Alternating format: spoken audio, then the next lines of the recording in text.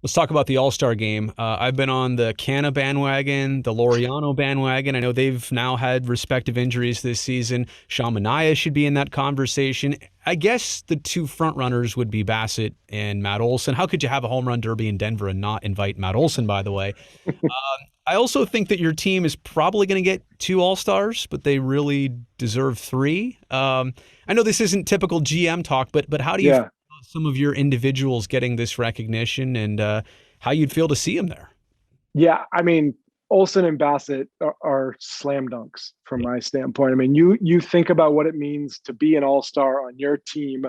Olson is the guy we depend on every night in the lineup. Bassett is the guy we look to every 5 days to either continue a streak or stop a losing streak the way he's done. Like that is the definition of an all-star for me. And it would be crazy to think about those two guys not going to Denver. Beyond that, I mean, there are certainly other deserving guys. I mean, the way Sean pitched in Yankee Stadium Sunday, like there aren't many guys who go into that ballpark and pitch the way he did. And he's been consistent. Yeah, Canna and Laureano at times have carried the offense, so certainly deserving. But at the very sort of core of this, Matt and Chris are the two guys you have to think should be representing the A's next month. You mentioned earlier what it's like this season to be chased by the Astros. It's been your two teams now for several years. It should really come as no surprise, but the start to June that the A's had and the Astros still gained ground during that. I don't know I how. know. I almost said respectfully annoying in describing how they just kind of won't go away. They won't separate. How do you see this year going down the stretch in the second half with Oakland and Houston? Yeah, look, I think annoying is probably the nicest word most of our fans would use to describe that ball club. But you have to respect the talent on that team, and it's going to be us and them all the way through September. I think. Look, I don't want to discount the Angels because you've got three of the best players in the game staring right at us from Anaheim, and they're always dangerous down there. But at least for now, we know it's going to be us and the Astros. We've played them 3 series already. We're going to get another one out of the way here before the break. But those last two of the last 3 series of the year are going to be us and the Astros. It's hard to imagine those games not being incredibly meaningful, and for this thing to stay tight all the way through the entire pennant race. Last thing I want to touch on is the trade deadline. We're inside a month until that happens, and I'll just speculate and say bullpen might be the prominent area for you guys to, if you're going to add some depth to it. Not that you won't make other moves, but if you're looking to add, maybe that's the area.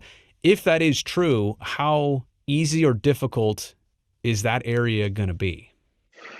So the bullpen is always a place where there's some supply. There are a lot of arms out there, but every team that's in it is going to be looking for a bullpen arm over the next 35 days or whatever we are until the deadline. So look, we're going to continue to evaluate the club over the next month. I think we know where we would hope to make some additions. This group has played great. Anytime our group is in it, come the end of July, we always believe they deserve to have some additions made. So, but yeah, the bullpen is a place where we need to make sure we have the depth, just because we know from a consistency standpoint, from an injury standpoint, we're going to need all the help we can get.